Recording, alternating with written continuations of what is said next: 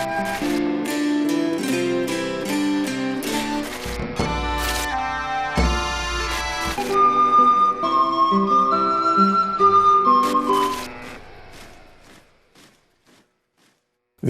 шановныя сябры! Сённяшні герой беларускай гісторыі – гісторык Аляксей Сапуноў. Гэта чалавек, які стварыў унікальныя гістарычныя даследаванні, выпусціў шмат дакументаў, гістарычных дакументаў, хронікаў па гісторыі Вялікага княства Літоўскага, які запачаткаваў асновы вось такога віцебска і полацка знаўства ў другой палове 19-го, пачатку 20-го стагоддзя, маю на ўвазе дакументальнага, такога, які з'яўляўся у цэнтры, і, в прынцыпе, сам быў цэнтрам інтэлектуальнага жыцця ў Віцебску у другой палове 19-го, пачатку 20-го стагоддзя. І Аляксей Сапуноў, безумоўна, з'яўляецца чалавекам, які вельмі сур'ёзна спрычыніўся ўвогуле да спазнання уласнай гісторыі беларускім народам. З гэтых прычынаў мы і будзем сёння пра яго размаўляць, разважаць. Паглядзім на ягоную спадчыну, паглядзім на ягоную біяграфію. Для мяне асабіста вельмі цікава, што Аляксей Сапуноў быў чалавекам, погляды якога эвалюцыянавалі. Увогуле для гісторыка, для чалавека, які працуе з дакументамі гістарычнымі, гэта натуральная з'ява, хоць заўсёды яна здаецца нечаканая. Рэч у тым, што на пачатку сваёй навуковай кар'еры ён быў чалавекам, які прытрымліваўся заходнярускіх поглядаў на гісторыю Беларусі, то ўжо ў канцы свайго жыцця ён пачаў усё больш і больш асэнсоўваць самабытнасць, самастойнасць Беларусі, беларускай мовы пад уплывам тых гістарычных даследаванняў, якія ён сам праводзіў. І ўрэшце рэшт, ён пайшоў жыцця ў 1924 годзе, вось ужо больш за 100 год таму, ён прыйшоў да высновы, што сапраўды Беларусь мае ўласную гісторыю, мае ўласную самабытную мінуўшчыну, даўніну. Вось ён любіў якраз слова даўніна, і таму, канешне, мае права на ўласную самастойную палітычную будучыню. Аднак пра ўсё па парадку. Нарадзіўся наш сённяшні герой у сакавіку 1852 года у мястэчку у Святы Віцебскай губерніі Вележскага павету. Сёння гэта тэрыторыя Пскоўшчыны. На той момант гэта была Віцебская губерня. Ён нарадзіўся ў сям'і купца трэцяй гільдыі, такога самага незаможнага купца і сялянкі. Ягонага бацьку звалі Парфен Сапуноў, а маці яго звалі Наталля ў дзявоцтве Казлова. Ён быў чалавекам, народжаны ў шматдзетнай сям'і. Ягоны род быў даволі даўні, сялянскі род. Ён сам даследаваў гісторыю свайго роду, і ён паказаў, што ягоныя продкі яны былі сялянамі. Спачатку прыгонныя сяляне, а пасля ўжо скасавання прыгону, і нават яшчэ да скасавання прыгону ягоны бацька выкупіўся і стаў купцом. Такім чынам, ён быў чалавекам з такіх, як бы сказалі ў тыя часы, разначынцаў. Разначынцаў, то бок людзей розных чыноў, саслоўяў, званняў. 1852 год, гэта яшчэ час, калі ў Расійскай імперіі цараваў Мікалай I, калі была вось гэта такая саслоўная сістэма, калі была вельмі абмежаваная усялякая сацыяльная свабода, маецца на ўвазе атрымання адукацыі, сацыяльная лесвіца, калі людзі з ніжэйшых саслоўяў яны маглі займаць высокае становішча ў грамадстве, ўсё гэта было нібыта замарожана. Аднак ужо ў 1856 годзе з уцараваннем Аляксандра II пачынаецца эпоха рэформаў. Рэформаў, якія прывялі да скасавання прыгоннага праву, рэформаў, якія далі магчымасць людзям розных чыноў і званняў рабіць сацыяльную грамадскую кар'еру. У такі час нарадзіўся Аляксей Сапуноў. Ён атрымаў на пачатку хатнюю адукацыю, пазней быў аддадзены ва ўсвяцкую павятовую вучэльню, дзе ён вучыўся. Тады казалі, што ён сам пісаў дакладней пра тое, што у вучэльні навучанне ішло ў такім царкоўным духу, што азначала вялікі такі кантроль над навучальным працэсам з боку праваслаўнай царквы, з боку, як тады казалі, ведамства праваслаўнага веравызнання. Аляксей Сапуноў там навучаўся некалькі гадоў і у 1862 годзе бацькі аддалі яго ў віцебскую Александраўскую гімназію. Віцеб тады быў губернскім цэнтрам, быў горадам такім даволі значным. Фактычна, калі казаць пра сённяшнюю Беларусь, сучасную Беларусь, то ён быў другім, а можа быць нават і першым пасля Менску горадам, дзе было шмат насельніцтва, пад 100 тысяч падбіралася колькасць насельніцтва, і які быў даволі такім значным інтэлектуальным цэнтрам. Віцебская Александраўская гімназія, яна была заснавана ў 1808 годзе, і таму на момант паступлення Алексея Сапунова мела ўжо даволі такія значныя традыцыі. Там выкладалі такія вядомыя у той час людзі, як Іван Трутняў, пазнейшы заснавальнік віленскай рысавальнай школы, які быў адным з такіх знакамітых мастакоў у тагачаснай Беларусі. Выкладаў Павел Шейн, знакаміты збіральнік фальклору, які выдаў шэраг зборнікаў па беларускім мовазнаўстве, па фальклоры, этнаграфіі. Там быў даволі такі прыстойны выкладчыцкі склад. Паколькі грошай у бацькоў Алексея Сапунова не заўсёды хапала на аплату навучання, то часам начальства яно давала згоду на атрыманне ім стыпендый, стыпендый па ведомстве Міністэрства народнай асветы. Такім чынам ён змог скончыць гэту гімназію, скончыў ён у 1869 годзе. Трэба сказаць, што пасля заканчэння першага класу гімназіі, а гэта адбылося ў 1863 годзе, Беларусь, Літву, Польшчу ахапіла паўстанне. Паўстанне, якое закранула і жыхароў Віцебску. Было адзначана, што ў тыя часы ішла даволі такая, значная, скажем так, маніфестацыйная пара, калі каталіцкае насельніцтва збіралася ў касцёлах, спявала патрыятычныя рэлігійныя спевы, і пазней моладзь, частка моладзі, яна выходзіла ў лясы і далучалася да паўстанцкіх аддзелаў. Алексей Сапуноў, які на той час, па-першае, што ён быў малалетнім, а па-другое, як ён сам пісаў, што мы у першым класе гімназіі тады абсалютна не цікавіліся ніякімі палітычнымі пытаннямі і не вялі ніякіх палітычных размоваў, таму гэта паўстанне яго асабіста не зачапіла. Аднак агульная атмасфера, канешне, была адчувальная, і ён непазбежна яе адчуў. А што датычылася гімназічнага жыцця? Як ён сам успамінае, то вельмі цікавы момант быў тое, што яны псавалі архівы. Прынамсі, архіў Полацкай кансісторыі, які захоўваўся ў архірэйскім доме. Яны, гімназісты, так скажам, выкарыстоўвалі у якасці паперы для вырабу папяровых паветраных змеяў. Якім чынам гэта адбывалася? Рэч у тым, што архірэйскі дом ён шчыльна не замыкаўся. Таму на перапынках гімназісты маглі пранікнуць туды, а паколькі архіў Полацкай кансісторыі, гэта старажытныя дакументы, ён не быў упарадкаваны, апісаны, падшыты нават, яны маглі, так скажам, спакваля і патаемна пранікаючы ў гэты дом забіраць проста каштоўныя дакументы і рабіць з іх цацкі для сябе, такім чынам знішчаючы цэлы пласт архіўных дакументаў. Гэта, у сваю чаргу, паказвае стан архіўнай справы ў тагачасным Віцебску. Увогуле, можа быць, у тагачаснай Беларусі. А дакументы яны былі часоў Вялікага княства Літоўскага. Там былі старажытныя пергамены з пячаткамі. Ўсё гэта для вучняў, яму было там 11-12 год, уяўлялася такім проста прыгожанькімі такімі паперкамі, якія на той момант для іх нічога не азначалі. Вось ён кажа, што такі грэх ён зрабіў у дзяцінстве, і пазней усё жыццё імкнуўся, так бы мовіць, сплочваць свой доўг, упарадкаваць архівы. Ён стаў архіварусам Віленская цэнтральная архіва старажытных грамат. Ён быў ганаровым чальцом Віцебскай вучонай архіўнай камісіі. Ён займаўся падшываннем справаў, парадкаваннем, апісаннем архіваў і гэтак далей. Але на той момант яго гісторыя зусім не цікавіла. Яшчэ адзін успамін ён пакінуў са сваёй гімназічнай навукі з перыяду гэтага. Ён казаў, што пра Беларусь я не чуў ні слова. Мы вывучалі што заўгодна, мы вывучалі гісторыю нямецкую, мы вывучалі там розныя войны, войны там белай і пунцовай ружаў, мы вывучалі там колькі гарадоў, якія гарады былі ў ганзейскіх саюзах, але мы нічога не ведалі пра ўласны горад, пра Беларусь, пра ўласную даўніну.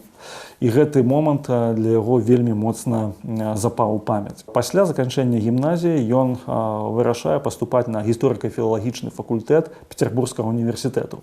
На той момант трэба сказаць, што былі два асноўныя цэнтры, куды паступалі маладыя людзі з Беларусі, якія мелі гімназічную адукацыю. Гэта Петербургскі універсітэт і Маскоўскі універсітэт. Ну, звычайна для разначынцаў, такіх як Алексей Сапуноў, было пажаданым і таким лагічным паступленне ў Маскоўскі універсітэт, які лічыўся больш такім дэмакратычным, што там бралі ўсіх тых, хто нават з сялянаў выходзіў, а Петербургскі ён быў больш такі вось элітны. Там дваране вучыліся, людзі вышэйшых саслоўяў, аднак ён выбірае менавіта Петербург. На той момант гэта быў, скажем так, гісторыка-філагічны універсітэт, ён складаўся з 11 кафедраў, але быў невялікі, там 40 студэнтаў навучалася. Ён спецыялізаваўся якраз па сярэднявечнай гісторыі і пісаў дыплом па хроніцы Адама Брэменскага. Ён быў чалавекам, які вельмі часта сядзеў на лекцыях нават не па сваім факультэце, не па сваіх спецыяльнасцях. Тады была такая магчымасць вольнага наведвання лекцыяў.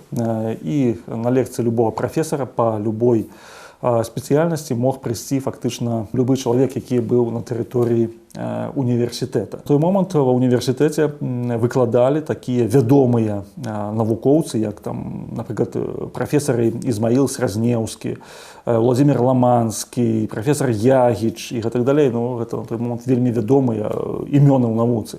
Напрыклад, Владзімір Караткевіч у сваіх каласах «Пад сярпом тваім» ён якраз апісвае вось прафесара Ізмаіла Сразнеўскага, з якім супрацоўнічаў, якога пісаў працы Алесь Загорскі. Дык вось гэты рэальны Ізмаіл Сразнеўскі, ён быў выкладчыкам у Сапунова. Сразнеўскі, ён якраз цікавіўся славянскімі старажытнасцямі, і Сапуноў, ён быў якраз адным з тых спецыялістаў па славянскіх старажытнасцях. У гэты час праявілася таксама, што ў яго ёсць хвароба вачэй, катаракта. На сённяшні момант мы ведаем, што гэта хвароба даволі так паспяхова лякуецца, на той момант гэта хвароба яна была невылечнай. Таму вось яму прапанавалі застацца на кафедры, аднак ён не захацеў гэта рабіць, займацца вось розшукамі старажытных хроніках, іх расчытаннямі, і паехаў у родны Віцебск. Дарэчы, трэба сказаць, што ў Віцебску яго стан здароўя палепшыўся. Пасля вяртання ён вярнуўся ў 1873 годзе. У 1874 годзе ён ужо выкладчык гімназіі. Ён хацеў выкладаць гісторыю, аднак пасада выкладчыка гісторыі Віцебскай Александраўскай гімназіі, якую ён сам вучыўся, была занятая.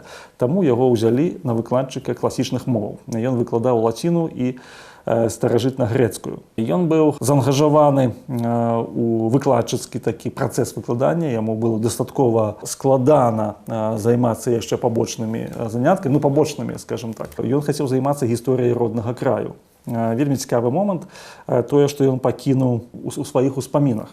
Рэч у тым, што як толькі ён паступіў выкладчыкам у гімназію, ён як выпускнік гісторыка-філалагічнага факультэта лічыўся чалавекам, які разбіраецца ў старажытных граматах.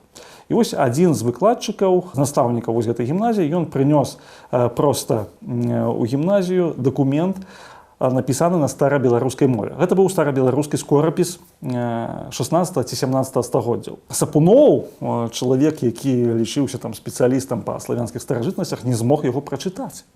Ён казаў, што для мяне было, я проста не ведаў гэтай навукі, як чытаць старабеларускі скорапіс. І гэта настолькі моцна закранула яго самалюбства, што ён пачаў займацца самастойна. Ён пісаў так: «Калі я пачаў заняткі па гісторыі роднага краю, то папросту апынуўся ў безвыходным становішчы. З чаго пачаць?» Ён казаў, што не было ніякіх крыніцаў, не было ніякіх дапаможнікаў, не было ніякіх падручнікаў па гісторыі Беларусі. Увогуле была нулявая вядомасць.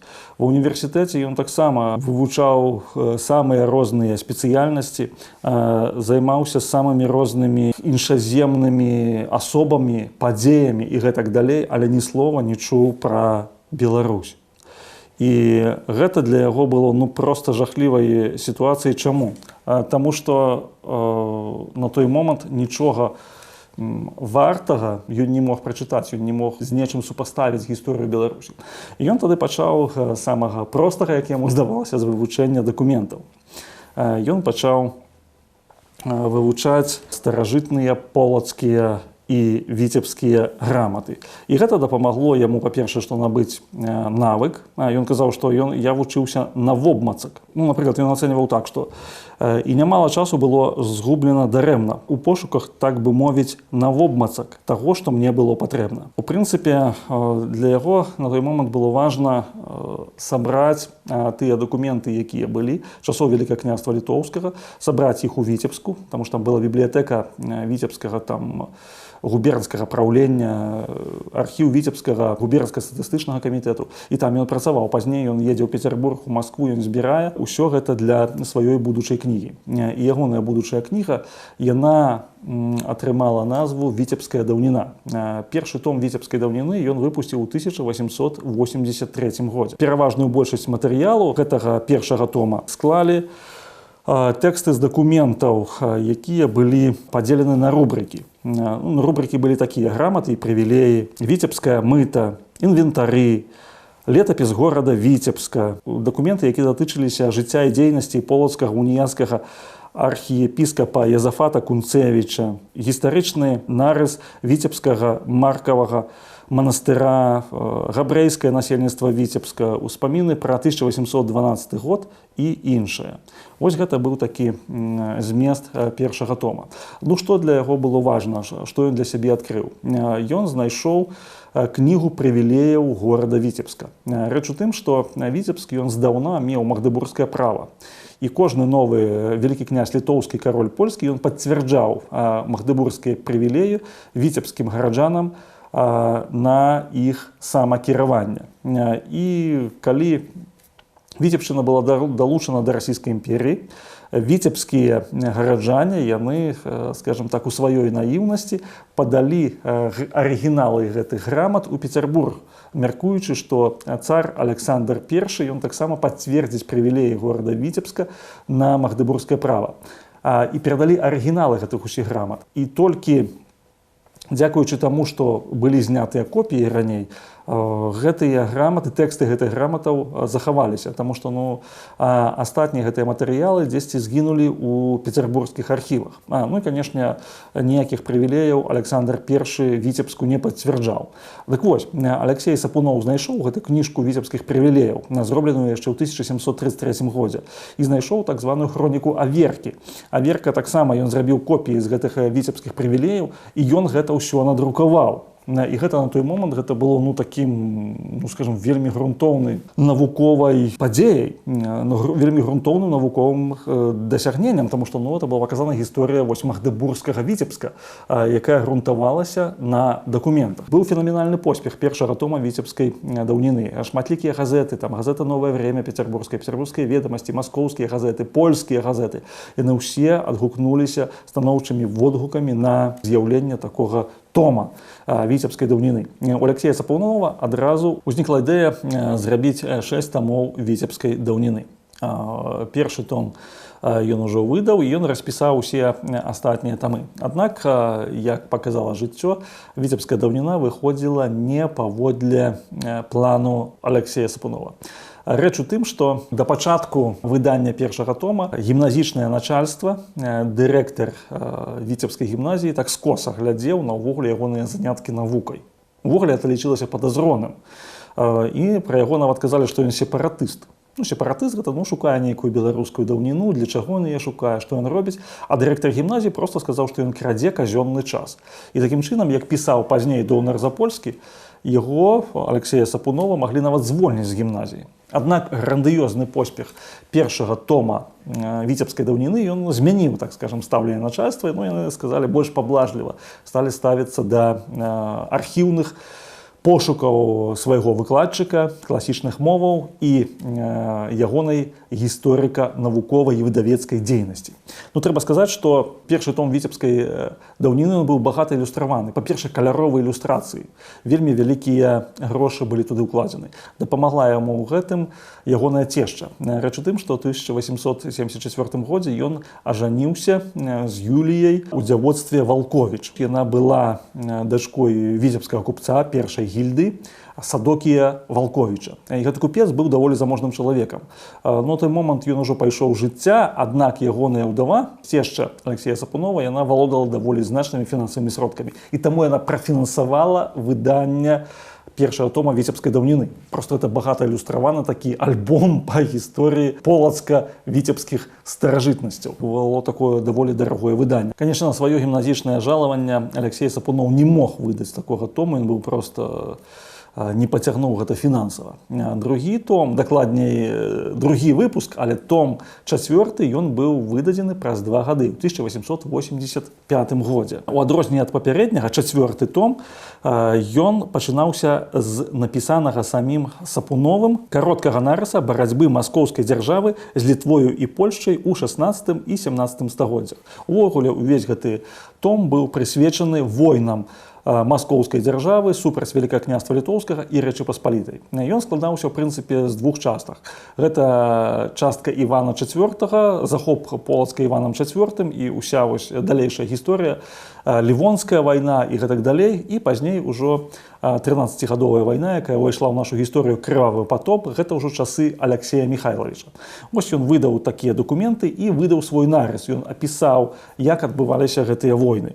Ну, канешне, гэта было даволі таксама значная падзея. Галоўнай думкай гэтага нарысу, які напісаў Алексей Сапунов, было тое, што вельмі важна было даць агульную нітку. Вось гэта, што супрацьстаянне маскоўскай дзяржавы з Рэччу Паспалітай, яно было такім стратэгічным. І ў гэтым сэнсе выданне такіх дакументаў яно таксама выклікала даволі сур'ёзную цікавасць у вучонай публікі. Аднак гэты том ужо не быў прыняты так прыхільна, як том 1. Трэцяя частка віцебскай даўніны, а менавіта 5 том, ён выйшаў у 1888 годзе. Рэч у тым, што ў 1889 годзе святкавалася далучэнне уніятаў да праваслаўнай царквы, якое адбылося на Полацкім саборы ў 1839 годзе. І вось да гэтай даты Сапунов вырашыў выдаць архіў Полацкай кансісторыі. Рэч у тым, што архіў Полацкай кансісторыі, з якога ён яшчэ ў гімназічныя гады цягаў аркушы паперы, ён быў цалкам неўпарадкаваны. І што было ў 60-е гады, тое засталося і ў 80-е гады. 5000 справаў, найцікавейшых, найунікальнейшых справаў, яны проста ляжалі грудай матэрыялу. І Алексей Сапунов вымушаны быў з імі працаваць як архівіст і як публікатар адначасова. Ён сам падшываў справы, ён сам злучаў тыя аркушы, якія былі адарваныя, з тымі справамі, да якіх яны належалі. І вось гэтыя матэрыялы, якія знаходзіліся ў сховішчы віцебскага губернскага праўлення, былога архіва генерал-губернатара, яны былі выдадзеныя пад адной вокладкай. Яны паказвалі такую сур'ёзную гісторыю ўвогуле рэлігійнага жыцця на полацка-віцебскім падзвінні. У прынцыпе, тую тэрыторыю, якую тады называлі Беларуссю. Аднак выйшла толькі першая частка 5-го тома, таму што меркаваў выпусціць 5-й том у 3 частках. Гэта значыць, што дакументы былі выдадзеныя храналагічна да 1772 году, да часу першага падзелу Рэчы Паспалітай. Вядомы беларускі гісторык і асабісты знаёмы Алексея Сапунова, Мітрафан Донар-Запольскі, ён вельмі прыхільна паставіўся да выдання віцебскай даўніны. І ён пісаў: у гэтай працы Алексей Сапунов задумаў сабраць і выдаць у сістэматычным парадку па адпаведных рубрыках усе матэрыялы і дакументы, якія тычацца полацка-віцебскага краю. Сама думка пра сістэматычнае выданне дакументаў у той час, як вучоныя установы, як Віцебская археаграфічная камісія, напрыклад, і Пецярбургская, якая выдавала акты заходняй Расіі, акты паўднёвай і заходняй Расіі, выдавалі свае матэрыялы без усялякага парадку.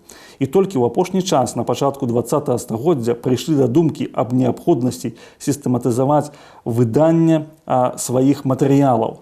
Сама гэта думка на той момант была вельмі каштоўнай. Такім чынам Донар Запольскі казаў, што нават вось такія вучоныя установы, як там Віленская археаграфічная камісія ці Петербургская, яны проста тое, што было пад рукамі, яны выдавалі. Сістэматычнасць там, мякка кажучы, кульгая. То выданне Сапуновым тэматычна і сістэматычна дакументаў, яно адкрывала проста магчымасць нават чытачу дакумента, ўжо не кажучы пра гістарычны тэкст, рабіць самастойныя высновы.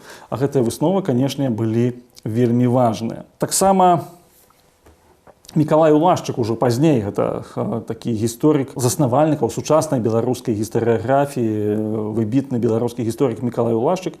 Ён пісаў, што Сапунову, як даследчыку адзіночцы, даводзілася праводзіць пошукі пераважна у абсалютна неапрацаваных архівах, дзе справы ляжалі валам, а таксама самому часта рабіць загалоўкі і легенды да справаў. Потым шукаць неабходную літаратуру для заўвагаў і артыкулаў. Такім чынам, Улашчык ён таксама характарызаваў вось эту тытанічную працу. З неразабранымі архівамі працаваць у прынцыпе цяжка. Тут яшчэ сістэматычная падборка дакументаў. Таму ён таксама лічыў віцебскую даўніну свайго роду даведнікам па гісторыі паўночнай Беларусі. Адкуль даследчык можа даведацца, што ёсць пра гэты рэгіён у летапісах і іншых крыніцах. А самога Сапунова ён называў асобай, якая па часе і маштабу зробленага ў галіне публікацыі крыніц па гісторыі Беларусі належыць адно з першых месцаў у нашай гістарыяграфіі. Беларускія гісторыкі давалі вельмі высокую ацэнку навуковай дзейнасці Аляксея Парфенавіча Сапунова. Ён жыў у Віцебску да 1897 году, а пасля на 4 гады паехаў у Маскву. Рэч у тым, што яго запрасілі быць памочнікам інспектара студэнтаў Маскоўскага універсітэта, імператарскага Маскоўскага універсітэта. Ён паехаў у Маскву дзеля таго, каб папрацаваць у тамтэйшых архівах. Ён проста рваўся у архівы маскоўскія, петербургскія, каб там асабіста папрацаваць і знайсці дакументы па гісторыі Беларусі. Там ён асабіста пазнаёміўся з Донар Запольскім, таму што ён на той момант быў прыват-дацэнтам Маскоўскага універсітэта, і з адным з асноўных на той момант расійскіх гісторыкаў Васілём Восіпавічам Ключэўскім. Яго запрашалі таксама на пасяджэнні таварыства гісторыі і старажытнасцяў расійскіх, якое ўзначальваў сам Ключэўскі. І аднойчы ён там выступіў з рэфератам на тэму «Сапраўднасць урыўка з полацкіх летапісаў, змешчаных у гісторыі Расіі Татішчава па 1217 годам». Сапуноў ён выразна даказаў, што полацкі летапіс – гэта рэальнасць, таму што на той момант казалі, што Татішчаў, які выкарыстоўваў полацкі летапіс, он проста сфабрыкаваў гэта. Насамрэч полацкага летапіса не існавала. Сапуноў выразна даказаў, што полацкі летапіс ёсць, што звесткі, якія Татішчаў прыводзіць пра полацкага князя Барыса Давыдавіча, ягоную жонку Святохну, іхных сыноў Васільку, Вячку і Уладзіміра з'яўляюцца сапраўднымі. Вось, дарэчы, па гэтых звестках напісаў цэлы раман «Меч князя Вячкі» Леанід Дайнека. Зноў жа адсылаю да нашага выпуску пра гэты раман. Дык вось, у 1898 годзе Сапуноў змагаўся і даказаў, што гэта аўтэнтычны урывак з полацкага летапісу.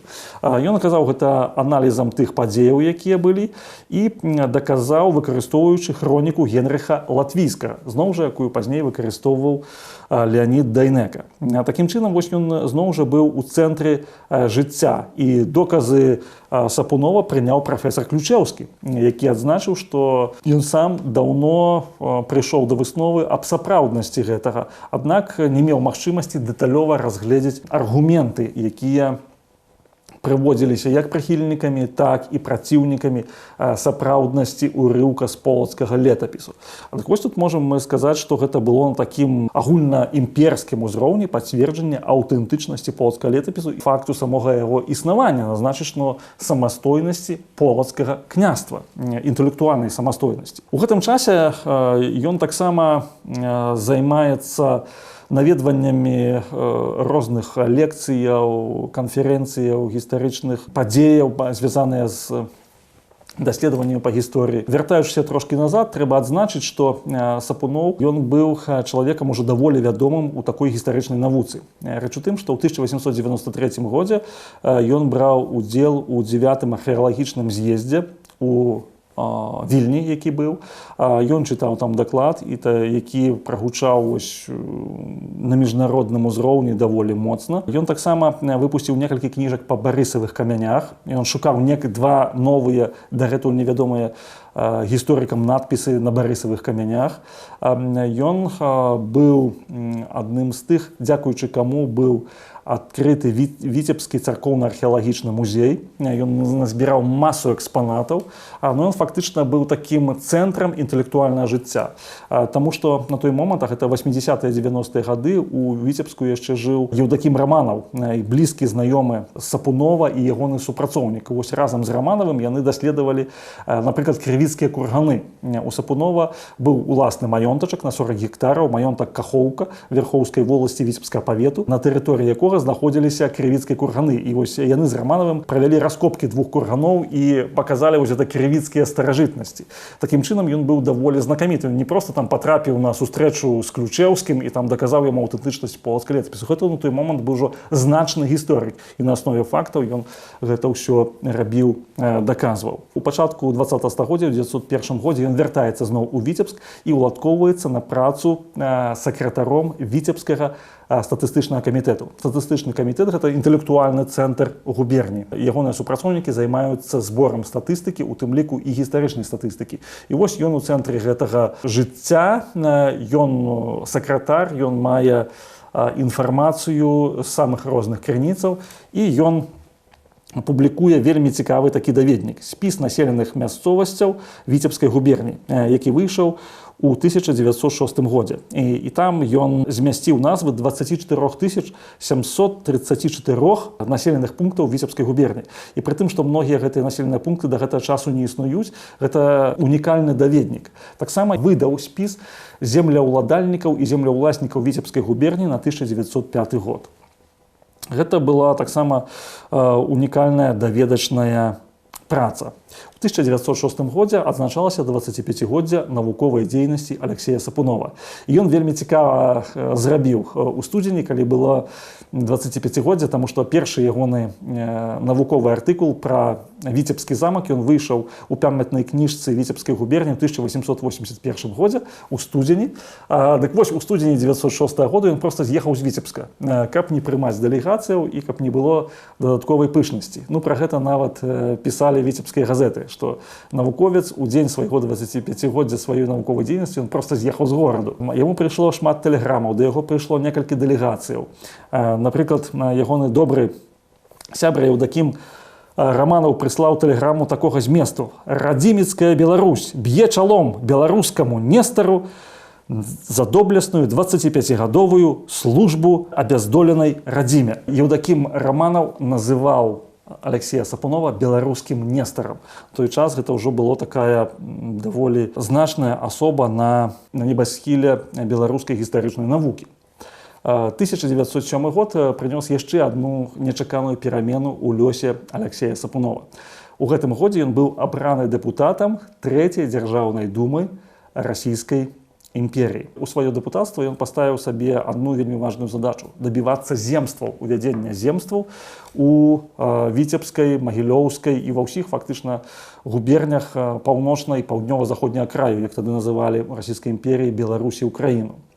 Ён выступаў у дзяржаўнай думе, і ён выступаў менавіта з тых пазіцыяў, што беларусы маюць права на самастойнасць, а вось земствы гэта органы самакіравання, яны павінны быць даўно ўведзены, таму што з часоў паўстання, калі ўжо даўно па ўсёй расійскай імперіі існавалі вось гэтыя земствы, прынамсі ў цэнтральнай Расіі, у іншых губернях яны існавалі больш за 40 год, на тэрыторыі Беларусі і Украіны гэтых органаў самакіравання не было. Ён выступаў, так, даволі палымяна, даволі цвёрда. Ён казаў, што беларусы гэта народ, ён ужываў слова племя, тады так узывалі народнасць, племя у афіцыйным такім расійскім дыскурсе, якое мае сваю гісторыю, сваю ўласную гісторыю. І гэта гучала думскай трыбуны. Ну, напрыклад, выступаючы ў думе, ён казаў, што пагардлівыя адносіны палякаў да беларускага народу перайшлі і да іх сяброў. Ну, маецца на ўвазе, што пагардлівыя адносіны былі як у палякаў, так і ў расейцаў. А між тым беларусы далі палякам іх найвялікшага паэта і іх найвялікшага героя Міцкевіча і Касцюшку. Міцкевіч і Касцюшка па паходжанні беларусы. І ён піша, што вось па стэнаграме выступаў у Дзяржаўнай думе адразу з лавак пачалі ўставаць людзі і казаць, што няпраўда, незгодна і гэтак далей. І нават вось у віцебскіх губернскіх ведамасцях было такое, ён даваў тлумачэнне, што ён мае на ўвазе. Ён казаў, што калі паглядзець радаводы і Адама Міцкевіча і Тадэуша Касцюшкі, то з паходжання яны паходзяць з беларускай шляхты. І ён дае канкрэтныя архіўныя спасылкі. Хоць у думе яго там ледзьве не засвісталі за гэта, але ён гэта прамовіў, што менавіта вось гэтыя два героі, яны з паходжання беларусы. І далей ён працягваў: так было ў мінулым, а значыць, ёсць падстава меркаваць, што і ў будучым беларусы са свайго асяроддзя вылучаць гэткіх жа вялікіх людзей. Ну, такім чынам, ну, амаль што можна сказаць, што вот тое, што пісала наша Ніва, там газета «Наша Ніва», якая ў той час выходзіла, а гэта 1909 год, нешта падобнае казаў Алексей Сапуноў і ў Дзяржаўнай думе. Хоць, канешне, у іншых сваіх выступленнях ён казаў, што беларусы гэта ёсць часткай адзінага вялікага рускага народу. Ён вось быў такі на памежжы. Дзесьці ён разумеў самабытнасць Беларусі, а дзесьці ён ішоў на такі вось кампраміс з афіцыйным пунктам гледжання. І вось Александр Цвікевіч, які аналізаваў ягоную творчасць, ён казаў, што Сапуноў у гэты час, у час свайго думскага дэпутацтва, ён быў на памежжы, паміж заходнерусізмам і паміж беларуска-нацыянальнай гістарыяграфіяй, гледзячы на беларускую гісторыю з нацыянальных пазіцыяў. Ну, паколькі вось гэта, канешне, было вельмі важным момантам, то таксама прывядзём такія ўспаміны самога Сапунова, які ў апошні год свайго жыцця, 1924 год, ён пісаў у сваіх успамінах: на працягу доўгага часу гаварыць пра Беларусь, а тым больш займацца распрацоўкай якіх-небудзь паданняў о Беларусі, азначала наклікаць на сябе падазрэнне. І чаму гэта падазрэнне? Таму што адразу ўзнікала пытанне пра сепаратызм таго ці іншага навукоўца, які займаўся гісторыяй Беларусі. І далей ён пісаў: а гэта было далёка не небяспечным. Зведалі гэта і іншыя, зведаў гэта і я. Калі я, займаючы пасаду сакратара Віцебскага губернскага статыстычнага камітэту, пры дакладзе сваім аднаму з губернатарам узгадаў неяк пра Беларусь, то ён неяк злосна заўважыў: якая там Беларусь? Дзе яна?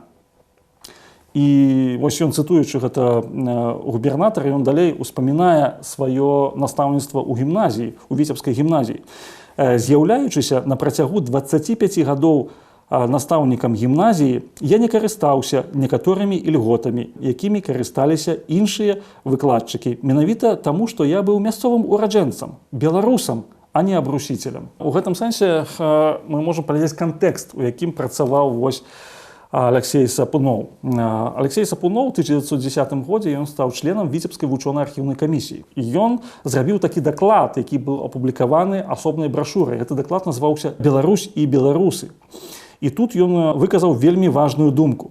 Ён напісаў, што асаблівасці мовы беларусаў, іх норавы і звычаі, багатая народная літаратура і гэтак далей відавочна даказваюць існаванне асобнага беларускага племя. Фактычна квінтэсэнцыя ягонай такой дзейнасці была, што вось ёсць асобнае беларускае племя, ёсць асобны беларускі народ. Ён вось гэта не раз паўтараў. І не раз паўтараў таксама гэта ў думе. Ён таксама напісаў пра тое, што Вялікае княства Літоўскае гэта было той дзяржавай, дзе беларуская мова выконвала афіцыйную функцыю. Вось як ён пра гэта пісаў. На той момант, а гэта 1909 год, ён пісаў так: мовай дзелавога афіцыйнага жыцця у Вялікім княстве Літоўскім быў беларускі дыялект. Ну, вот так ён ужывае беларускі дыялект. Ён такім заставаўся з 14 ажно до 18 стагоддзя. Так гэтай мове належыць такі цудоўны помнік, як літоўскі статут, дакладней беларускі, бо ён плён генія беларускага народа, надрукаваны ў Вільні ў 1588 годзе. Менавіта тут ён казаў пра сапраўды вось такі сімвалізм таго, што мова Вялікае княства Літоўскае яна была беларускай. І ён яе параўноўваў з мовай сучаснай Беларусі. Ён увогуле вельмі добра ведаў беларускую мову. Дарэчы, вось свой рэферат «Беларусь і беларусы», прачытаны ім у Віцебску ў 1910 годзе на пасяджэнні Віцебскай вучонай архіўнай камісіі. Ён завяршыў словамі з вершу Янкі Лучыны. «Сонца навукі скрозь хмары цёмныя прагляне ясна над нашай ніваю, і будуць жыць дзеткі патомныя добраю доляй, доляй шчасліваю». Гэта быў эпіграф да газеты «Наша ніва». І сама назва «Наша ніва» яна вынікала з гэтага вершу Янкі Лучыны. І Сапуноў гэта самае цытуе. І гэта 1910 год. І ён пачынае быць вельмі сур'ёзнай і вельмі ўплывовай асобай.